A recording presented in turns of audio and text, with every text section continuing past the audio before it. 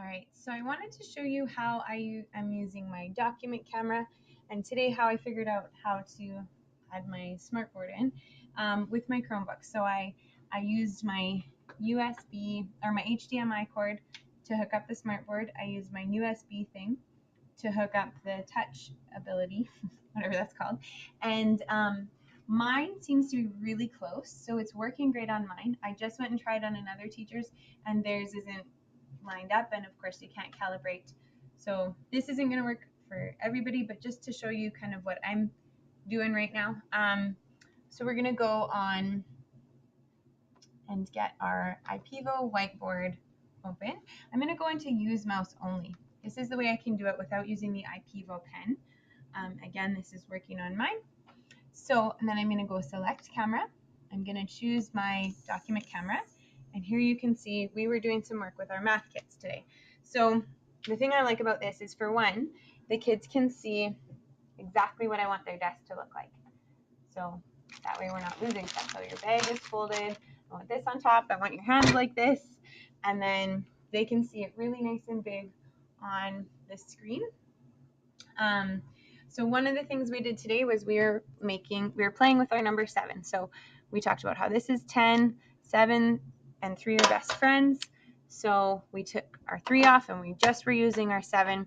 And then they got to take some time to build different things with the number 7, or with 7 blocks. So they could build whatever they wanted.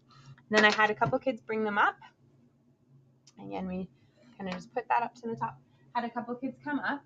And the thing is, because I've plugged this into my Chromebook with my USB, I can still use these tools, or I can just use my finger.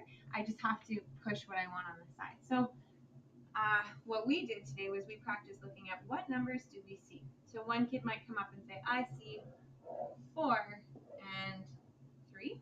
So then we would take that and we'd practice writing number sentences. So 3 plus 4 equals 7. And then they have little whiteboards at their desk they were writing on. Then we'd go back. Oh, I guess I don't need to do it on there. We'd erase it. And another kid, I would say, does anyone see anything else? Because we're practicing seeing the numbers and subitizing.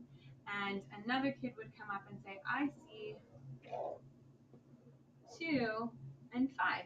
And then we would write 2 plus 5 equals 7. So you can see mine's just a tiny bit off, but it's close enough that it works.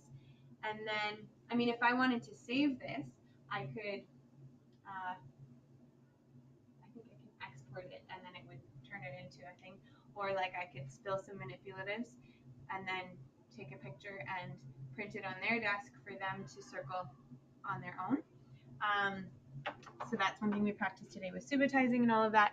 Then I would say, okay, make yours like mine. See if you can beat me. We're making it into a 10 again.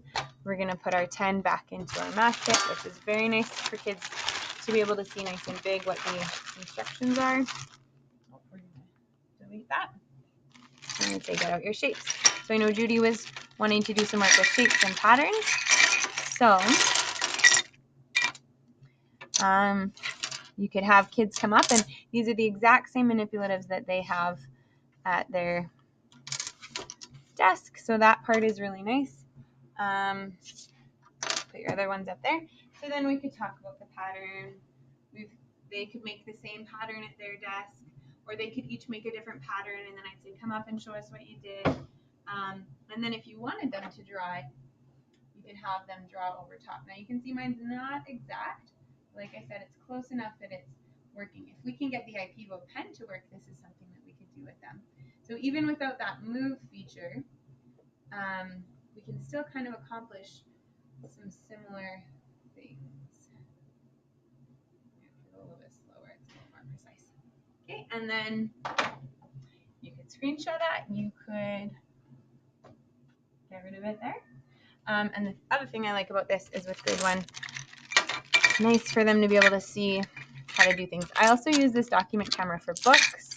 Sometimes we still sit cozy at the carpet, but if there's art or so yeah, I can show them how I want them to close the bag, that it's 2 fingers, slide and push. that kind of thing. And then they can all see it nice and big. I use this for science experiments, for cooking, for all of that, because then they can see it nice and big. If I have a worksheet for them, we were doing this earlier. We made a pumpkin pie this week, and so I had the same worksheet as them, so they could see it exactly. So those are just some ways that I have been using these things. Hopefully that's helpful to you.